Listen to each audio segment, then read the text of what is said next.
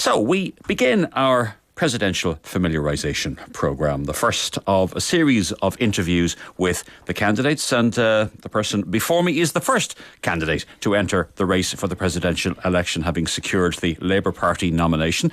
As well as a politician, Michael D. Higgins is an academic, a poet, author and dedicated human rights activist. He's also the only candidate who doesn't require a surname. Michael D. will do just fine. Even though he's an iconic figure within the party and is held in high esteem amongst his colleagues, he can convince the general public that he's the right man for the job. Michael D. Higgins, you're very welcome to the studio. Thank you very much. If I could just start with something immediate as far as the programme is concerned. You heard Ian Elliott before the break, the head of the Catholic Church's Child Protection Agency, advocating the retention of sacerdotal privilege, the seal of the confessional, where a child abuser confesses his or her guilt. Now, he comes at it, obviously, as he explained, from a very particular and secular point of view. Where do you stand on this issue? It's going to be a big issue. Yes, I listened to it with great care, and I must say I was somewhat saddened that it has moved immediately to a kind of a collision between two sets of principles. The most important fundamental principle is the protection of the child, and the child is a citizen. That's my starting point, and it would be my starting point if I was president, for example. Your responsibility is to the Constitution. The child is a citizen within the Constitution, and the child is a vulnerable citizen. So really this discourse should have started with what circumstances have not given sufficient protection to vulnerable citizens. We run into this, remember, with very elderly citizens quite recently in other reports. So you then look, if you like, at the belief systems of different citizens, and there are many belief citizens, many different belief systems. Now, you have also to ask yourself the question, did people regard the protection of the child as the first principle? And how did their practices fit with what they claim to be their beliefs? And sadly, what we have seen this week is simply unacceptable.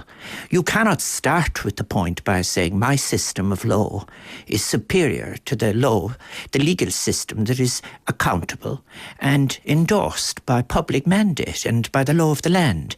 Now, if you want to immediately then, instead of, as it were, adjusting yourself to better practice, choose to immediately start a discourse of running the two systems into collision, I have to say my loyalty is to the Constitution. My loyalty is to the child within the Constitution, and particularly to the vulnerable citizen within the Constitution. OK, that's a straight answer to a straight question. Very, very trenchant views expressed. Were I to ask you that question as President Higgins, what would you be able to say? Well, I would have first of all have to say that I couldn't comment on the process of legislation. Remember, the legislation is not published. The legislation arriving on my desk, my question is, does it fit with the Constitution? And that's my only consideration. I cannot really talk about the process of it. You know, it's very important in this debate we're going to have for the presidency that people be absolutely straight about what the president can do and what the president can't do. Most of the powers are in Articles 12, 13 and 14 of the Constitution. And your first loyalty is to the Constitution. Obviously, if a piece of legislation arrives before you, you ask, does it fit? You may seek the opinion of the Council of State, and you may refer a piece of legislation. But remember, if you do so, you close off the opportunity of others contesting that legislation in the courts later. And when you look at the memoirs of those who have been great presidents, like Mary Robinson and others, they tell us that that is, in fact, something you have to bear in mind.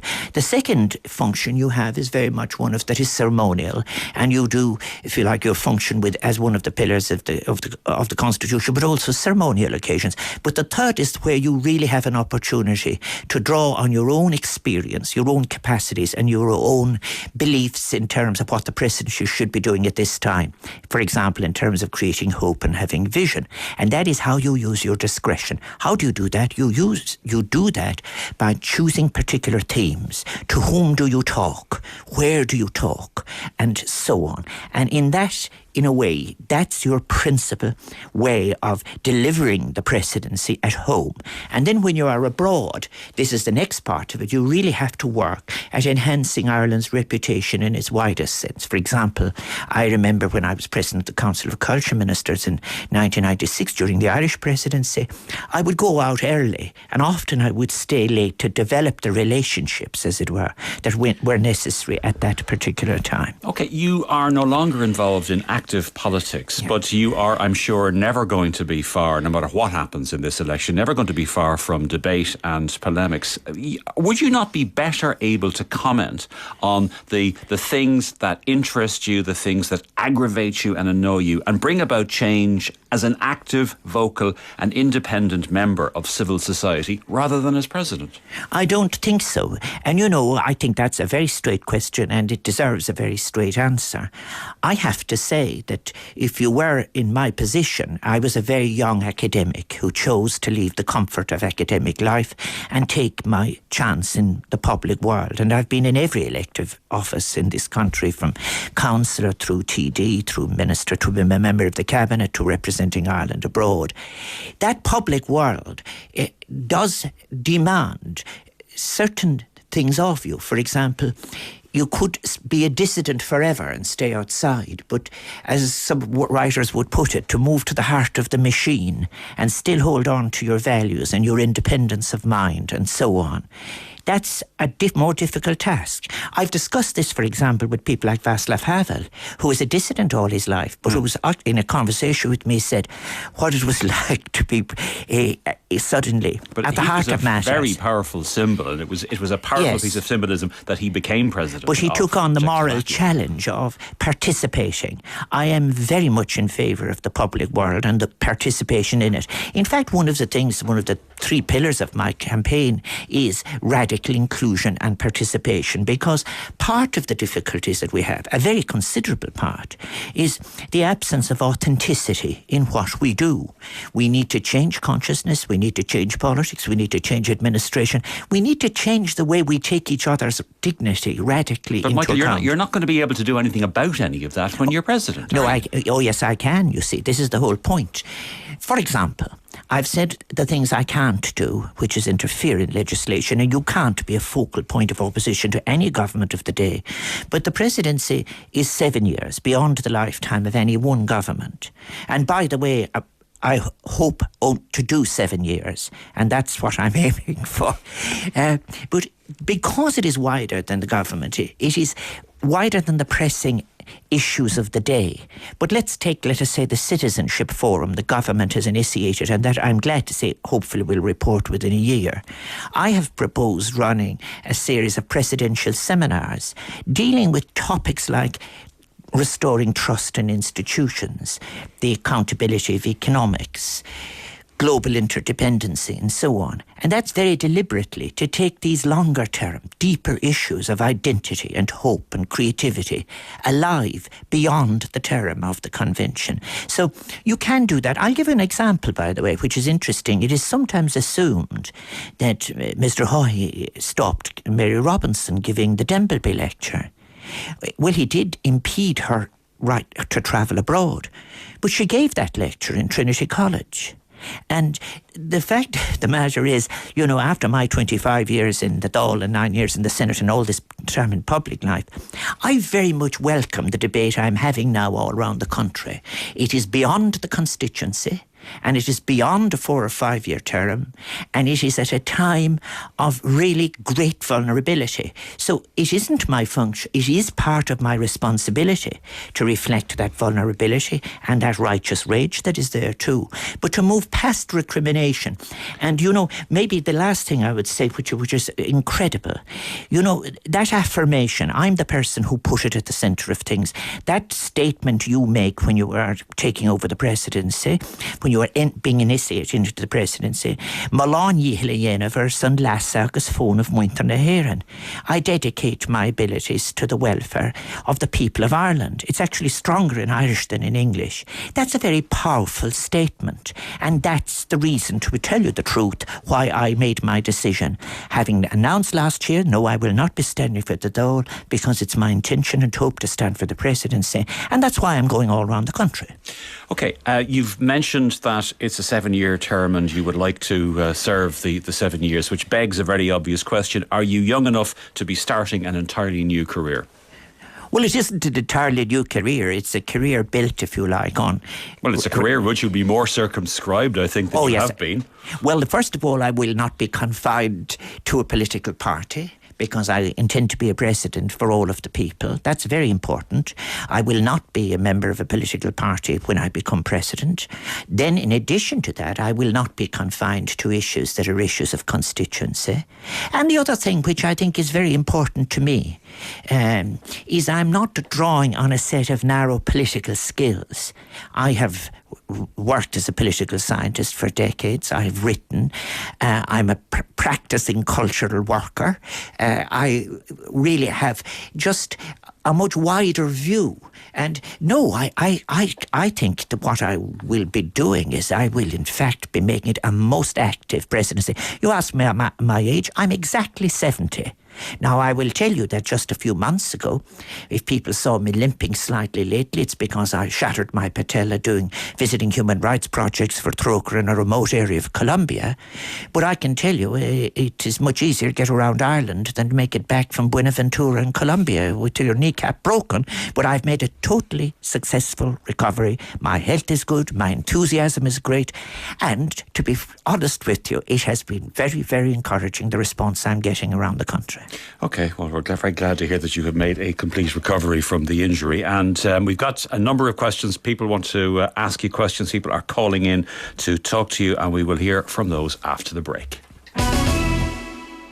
The furniture sale ends this Sunday at Flanagan's Furniture Stores. Everything massively reduced. Beds, mattresses, dining furniture, leather and fabric suites. Get down to your nearest Flanagan's Furniture Store today. Sale ends Sunday at 6 p.m. Flanagan's, an Irish family business for 65 years. Aircom support. I seek a bundle, James. Well, our new bundle offer is now only $39. I am a noted actor. I have treaded the boards in all 7 continents, even if I am a tad financially challenged at ce moment. No worries, it's now only $39.99. Oh, sign me up so. Aircom's bundle offer is now only $39.99 a month. Switch today and get €30 off. Call 1-800-503-303 or visit aircom.net. Aircom, always there to give you better value. Subject to availability. Terms and conditions apply. Promotional prices for 6 months. From the producers of the smash hit Chitty Chitty Bang Bang comes the world premiere of the magical new musical Peter Pan at the Grand Canal Theatre from July 15th. Starring Daniel Boyes, Les Dennis, Maureen Nolan and Ben Richards. Spectacular flying sequences and a fabulous new score. This is the event for all the family to get hooked on this summer. Tickets from €20 are on sale now. For more, see grandcanaltheatre.ie, The Irish Times and stay with RTE Radio 1.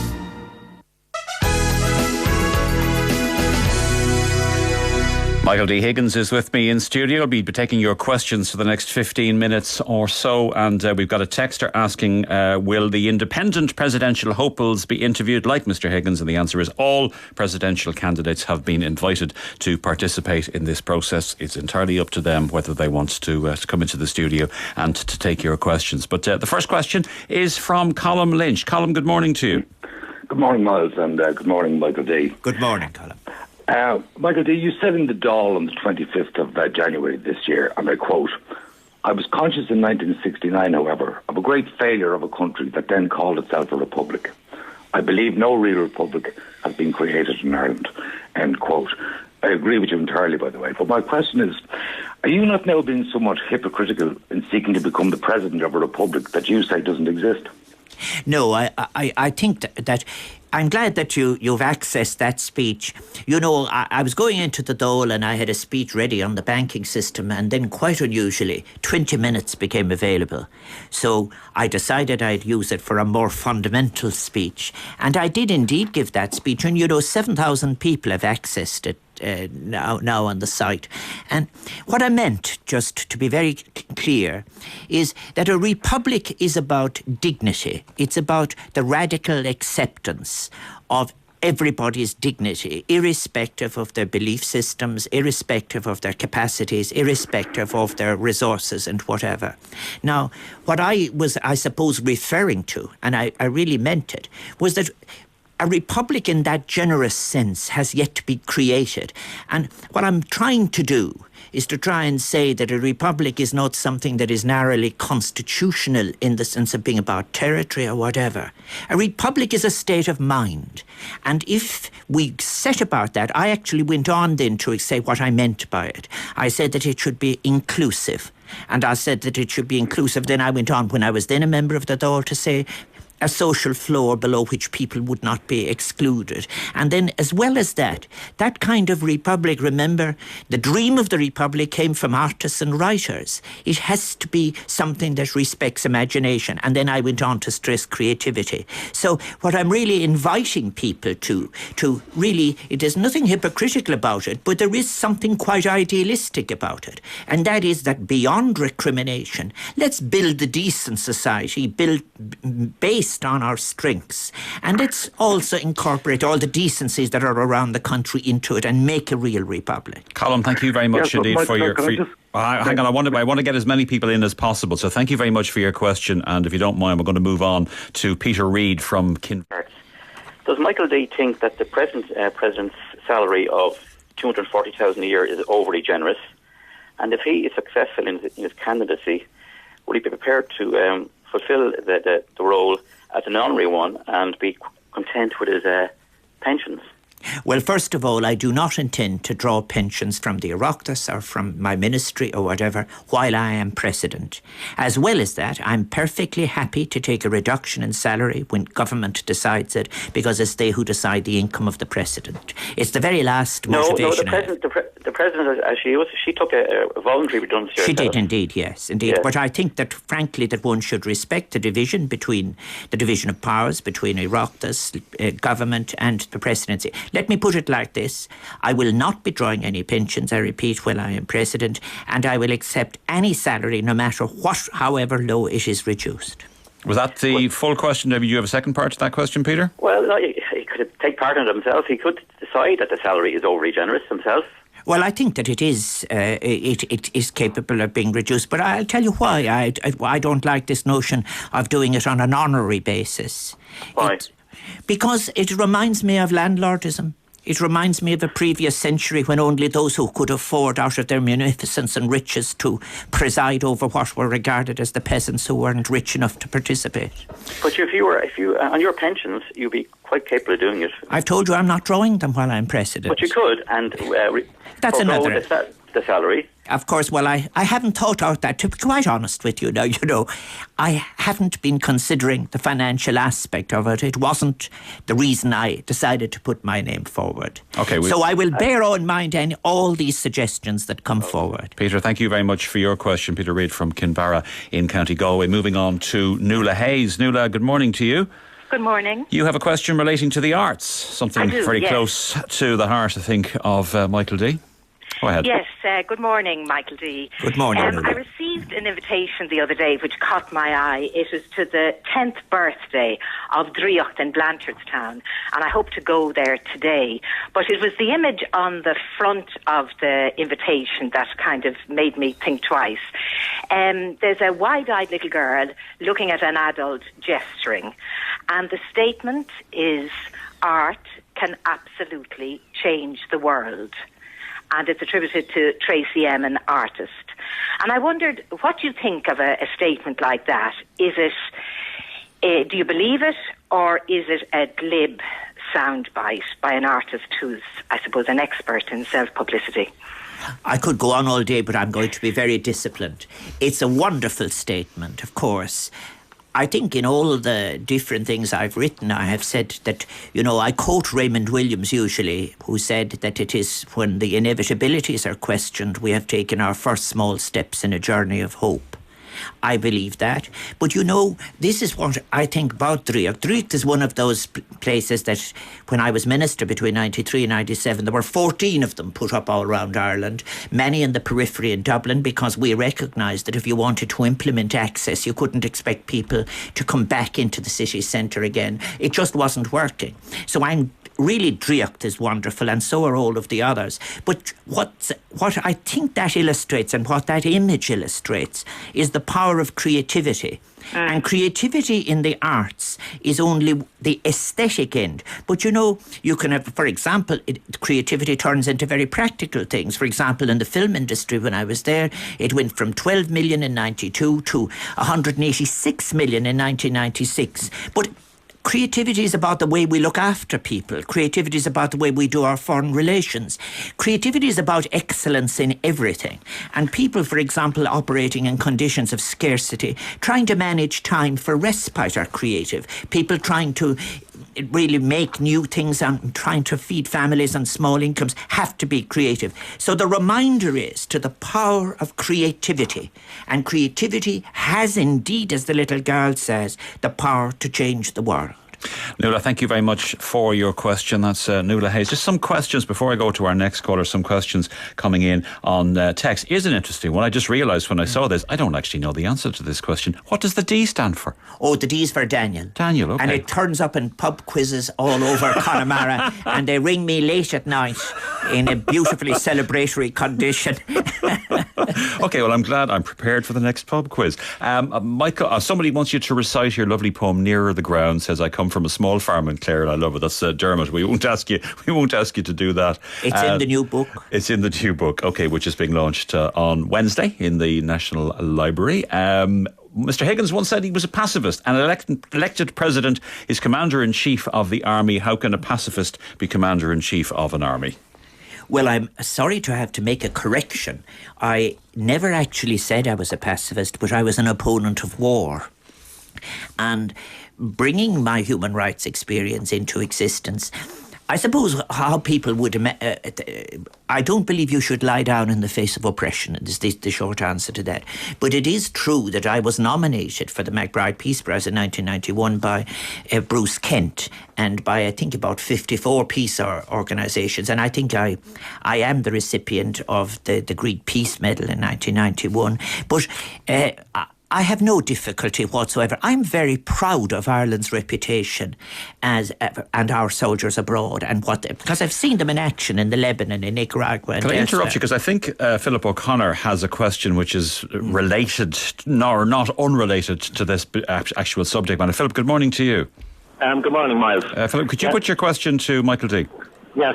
Well, first of all, hello, Michael D. I'm hello, a strong supporter of yours, and I think you'd make a magnificent president. What I want to ask you about is your strong position on foreign affairs over the years, and particularly on the issue of Palestine. And I don't want to go into the details, but in September coming, Ireland and Palestine is going to seek membership of the UN as a state. They've been seeking this since 1988, when they recognised Israel and accepted the Green Line and so forth. We remember just last week South Sudan was created as an independent state and got UN membership within 2 days. Palestine has been waiting 40 years, 60 years. Now, unfortunately, statements by the government have been very equivocal on how Ireland will vote in that UN resolution in September. And this would mean this would be a terrible break with Irish foreign policy if Ireland was to abstain on something like this. Do you support, just very simply, do you think Ireland should vote in favour of the resolution for Palestinian membership as a state of the UN in September? Well, I think that the important thing, first of all, I am in favour of a Palestinian state. But having visited the region so often, I am convinced that it needs to be a viable, contiguous state. For example, Gaza in touch with the West Bank, and you have to solve the East Jerusalem problem and so on. On the issue of how Ireland will vote at the United Nations if I'm president, I don't have any influence over that, but I certainly look forward to receiving the credentials of the representative of a Palestinian state that, as I've said, is a contiguous state, that is in addition to that a viable state, and one that has been accepted, because really, if you want security in Israel, and if you want peace in Palestine, and if you want peace in the region, it has to come to that. And therefore, all those impediments that I've been speaking about over the years, the ones, for example, like the settlements and so forth, but also the breaches of human rights on many sides, including the difficulties that arose between Hamas and Fatah. I obviously won't be able to comment on those as president, but I can assure you that nothing would lift my heart more than to know that there was a peaceful, viable Palestinian state and that its ambassador was presenting his or her credentials. Philip, thank you very much for your question. Just before going on to our next caller on air, a couple of questions that have come in on text. Interesting one here. I wasn't aware of this, I have to say, but according to Tom in Carlow, Michael D. Higgins has an appalling reputation for punctuality. Such a failing would be scandalous in a head of state. We would look ridiculous in the eyes of the world if our president kept President Obama or Queen Elizabeth waiting. Is this true? Are you bad when it comes to punctuality? Oh, no, not at all.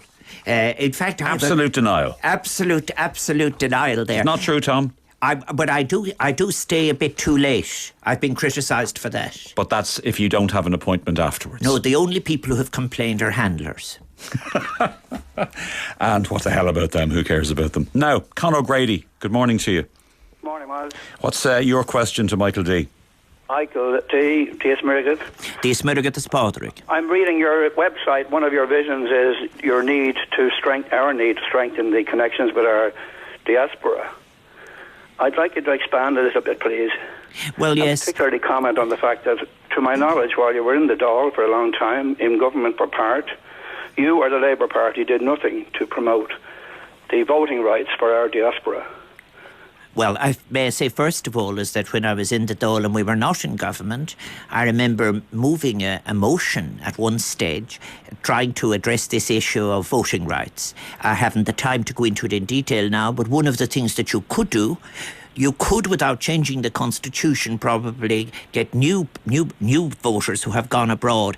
You could probably do something in relation to address or postal systems or whatever. But just to tell you about your question, the fundamental one, where you don't mind my correcting you, every year I have gone to England and I have visited Kilburn and I have visited Hammersmith and Haringey, and on other times I've gone to the other cities, because we were neglecting those, particularly those very small number now who are very poor and sometimes in bad circumstances. But what I do say about the new people who are leaving, it's very important that we not lose our connection with them, that they stay in touch with us so that they have the choice if they want to return in better times. But as well as that, you know, I've actually been more in touch with the diaspora than most politicians because of my work in the cultural area. And it is when you go to one of these big cultural events in the United States or elsewhere that the Irish turn up. And I've actually, sorry to have to tell you, that I have worked ceaselessly to try and improve the status of the Irish who are out of status abroad. And I've done so at public meetings in San Francisco, New York and Chicago and Boston. And certainly, Mike, I intend to be a president for all of the Irish, wherever they are. That's Con O'Grady from Knockline. Con, thank you very much indeed for your question. And final question on the line today from Noel Pearce. Noel, good morning to you. Good morning, Miles. Good morning, Mr. Higgins. Good morning. And the best of luck to you in the next Many election. thanks. You were always a very honourable, decent person. Did a lot of good for the country. But, Mr. Higgins, my question is, similar to the previous caller, will he be claiming the full presidential salary in view of the fact that we're in such a financial crisis? Also, will he be using the government jet for foreign travel? Okay, you've answered the first question already. Yeah. So the government jet for travelling abroad. Well, I didn't know that it was still there, but I travelled on the government jet 3 times with the previous president. I think I went to Chile with Mary Robinson. I went to Paris for the L'Imaginaire Irlandais, $1 million we spent on a massive representation of contemporary culture by Irish artists in France. And then the Leonum was to go to the opening of the book fair in Frankfurt, where we had a number of Irish writers. You know, here is something most important. What has assisted Ireland's reputation abroad? Writers and cultural workers, those who have been working for peace through our forces abroad, and those who have been working in Irish aid and development. It's a time to play to our strengths. And at home, it's a time to be listened and to be inclusive. And as well as that, therefore, I think what we can set about is creating something with hope, something with vision. I believe that I have the experience, the capacity, and I certainly have the commitment to do it for the next 7 years. And I look forward to inviting citizens to be part of that with me. Noel, thank you very much for your question, Noel Pearce there. Just before we let you go, Michael D. Paddy Corley has a question. Can you ask Michael D. if there's any skeletons in the closet to declare? It's important for all presidential candidates that any skeletons should be disclosed before they become president. Now is your opportunity. If there are any skeletons in the closet, lay them out there. I have lived a full and complex life, but there is nothing in my past that would in any way impede my being a great president. Finally, you have used the first national language. I assume that your presidency, within the context of your presidency, that the Irish language would be extremely important. Yes, beg sé náth lárnach. It is very important, and you know what has been a great success. Television a Gaeilge, as I called it, TG Cahir as it is now, and also all those other things that have come from simply believing in ourselves. Buinin Shellin Hain. It is of ourselves, our Irish music, but our language and so on, and not as something that is imposed, but something to which people are invited. Yes, I will not be, as I said, using the Irish language as something marginal or making a gesture to the Irish language. I will use it, and very particularly when I will be visiting every part of the country as president, I hope that I will talk to people in the Gaeltachts in their own language, and I will sit down and listen to them speaking and singing and watching them dancing. Well, you will be visiting them, whether you're president or not, you will be visiting them in the course of the campaign. And as you mentioned, TG Cahir, can I once again recommend to everybody, watch Cycling in Irish. It's absolutely extraordinary. Michael D., it's been a pleasure to talk to you. Thank you very much for coming in this morning and for answering the questions of our listeners. And just it's been a pleasure. Thank you very much. And to go back to what we were talking about earlier, Mary Davis, Sean Gallagher and David Norris are all confirmed. They will be in with us in the weeks ahead. Once again, Michael D. Higgins, thank you very much. Helen Keogh here. The drought in East Africa has left millions starving.